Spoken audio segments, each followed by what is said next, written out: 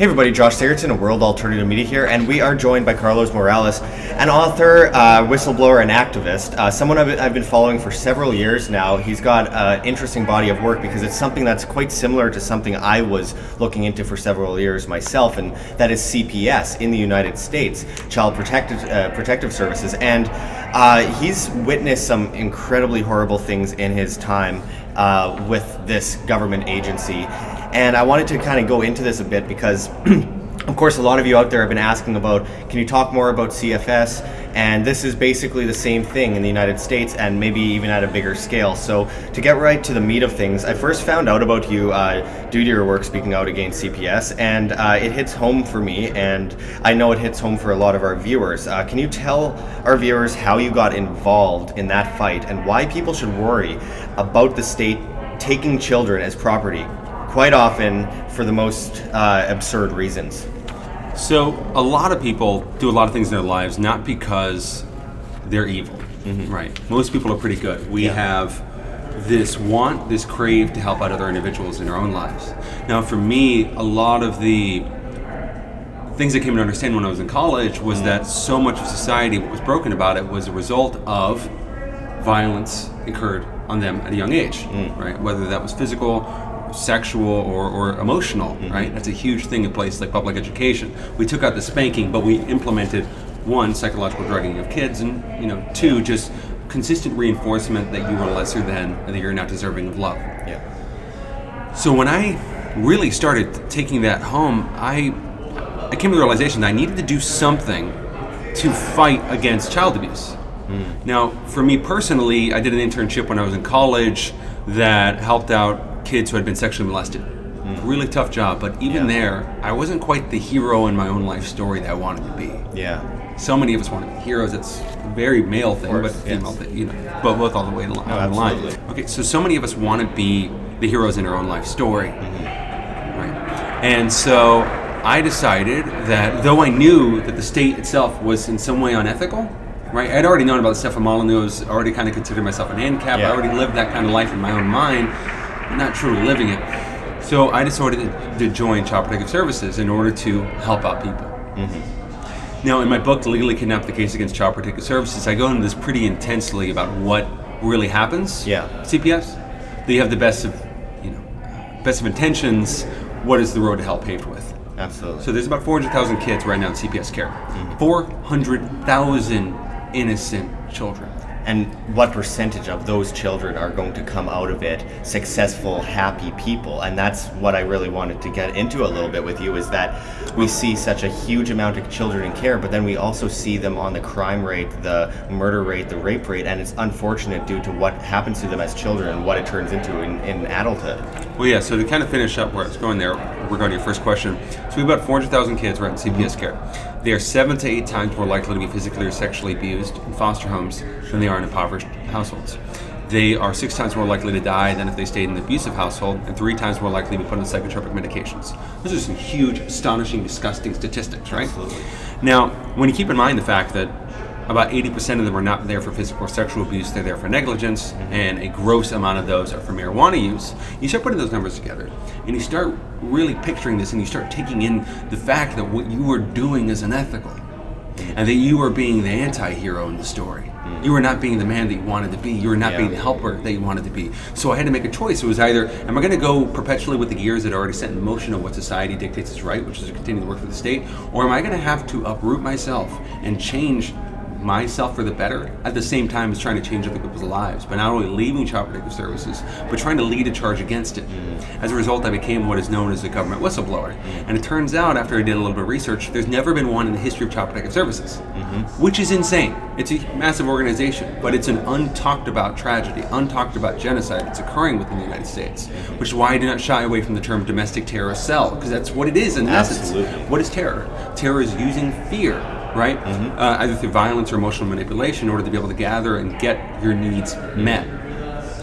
That's what we did while I was there. And after taking all that in, you kind of come to this point where it's not enough to just talk badly about the state, to say terrible things about it. You have to learn how to think and live above it. which is to embody the antithesis of what the state is. The state runs off of hatred, fear, and bigotry, right? And coercive tribalism. What is its antithesis? Love, free thought, critical thinking, empathy. Yeah. And so what I'm giving in my speech today, here at anarcho-capitalism, is more than just what is Child Protective Services, what are these things? It's how did we get here? How do we get to the point where satire has replaced wisdom, right? Where relativism has taken over absolutes, absolutism is considered a relic of the past, right? Where certainty is considered nothingness, and where to actually strive and fight for something is something to be mocked. Now, we're all here at this great convention right now. We're all making speeches. We can hear Julia Trotsky right now giving a speech. Adam Kokesh was before. Great people here because we're trying to spread a specific message. One of love, one of free thought, and getting outside of the status paradigm. Yeah. CPS is merely a microcosm of what the state is, which is relativistic, nihilistic bullshit that's being propelled as fact, when in fact, it is not. It is a tool, and it's a tool that has destroyed many, many families. And I have to say, it's one thing to coerce against adults. It's another thing to use that against children and use psychological warfare against children. Because I know it's been said a million times before, but children are the future. And when you take a hold of their mind at such a young age and put them through such incredible trauma, and they grow up, and they've got that trauma living inside of them forever, and they don't know how to get out of that paradigm that they're stuck in. It's one of the most disgusting things I can imagine anyone doing to a child, because of course we've all known many children that have gone through this, and there are lots that have gotten out of that system and have been able to get better, but there are so many that their lives have never been the same. Yeah. They miss their parents. They've been neglected in CPS care. They've been hurt in CPS care. They've been no one listens to them. They don't have anyone to call their mother or father, and it's just it rips at your heart knowing that so many have gone through this. And how do we break free from the state-run child kidnapping agencies and protect children all the same? Because people seem so dependent on the state that they're willing to advocate the kidnapping of children whose situations they don't truly know or understand. Well, that's an easy question to answer. Yeah. So you brought up the word trauma earlier.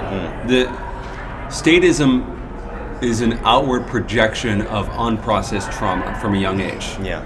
Where we were told we were lesser than, that we were wicked, we were evil, we were dumb, and inevitably that leads itself to a dogma, and that dogma maintains itself through the central narrative that we need large groups of men to take over our own lives. That we are not good, that we are not willing and able and deserving of love. Yeah. Right?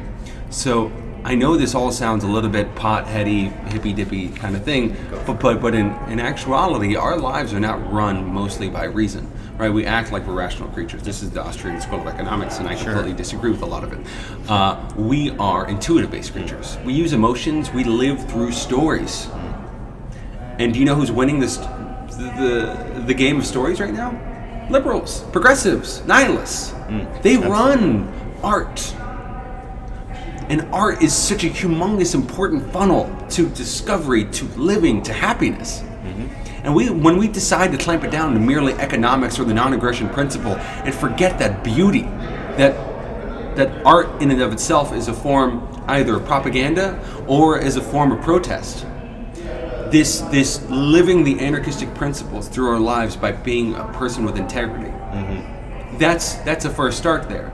Because if we're going to do like Henry David Thoreau talked about, so many of us are not attacking at the root of all evil, instead we're batting at the branches. The reason for that is because so many of us are nothing but twigs.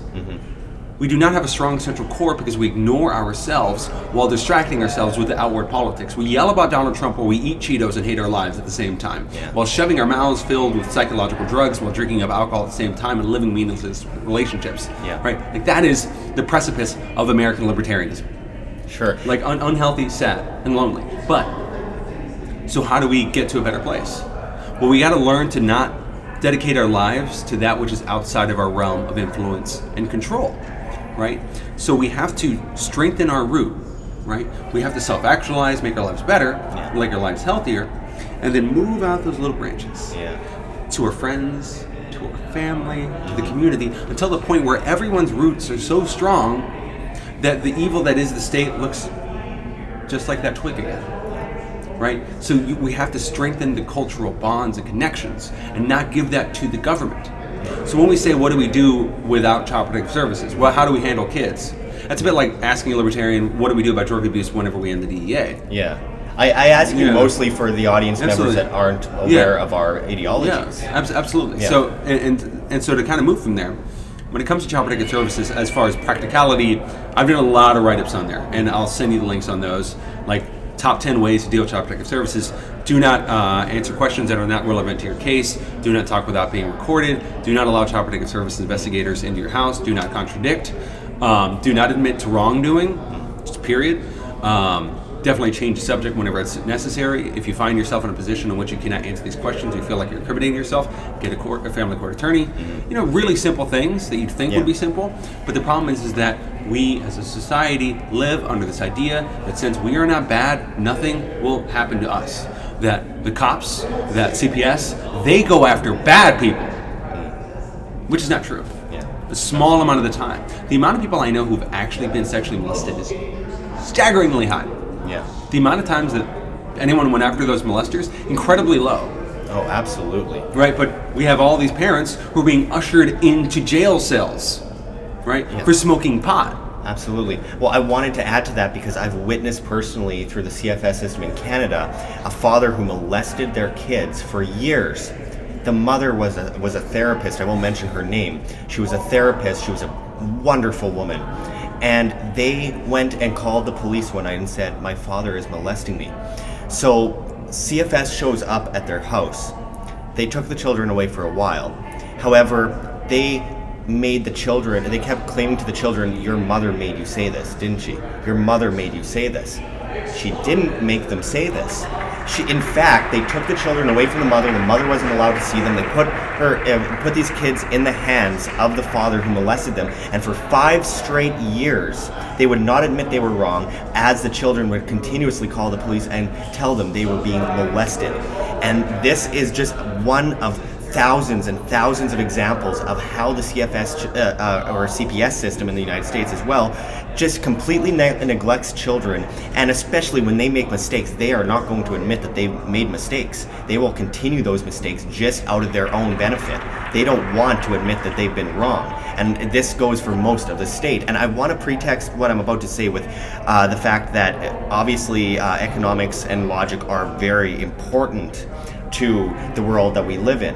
But what you said was very beautiful about art, and I mean, the sound of laughter is what many people have mentioned before, is one of the things that tyrants hate the most. Tyrants hate the sound of laughter because we can't control it. We laugh at things that we know are true. And it goes for all forms of art, and it's so unfortunate that liberals have kind of hijacked that momentum. But finishing off, because I know you have to go, what do you say to CPS workers who think they're doing something good? And how do you explain to them that the job they're doing so often damages children's lives? I've been doing interviews for 3 years now. I've not been asked that question. Mm-hmm. That's awesome. So, what would I say to Child Protective Services investigator?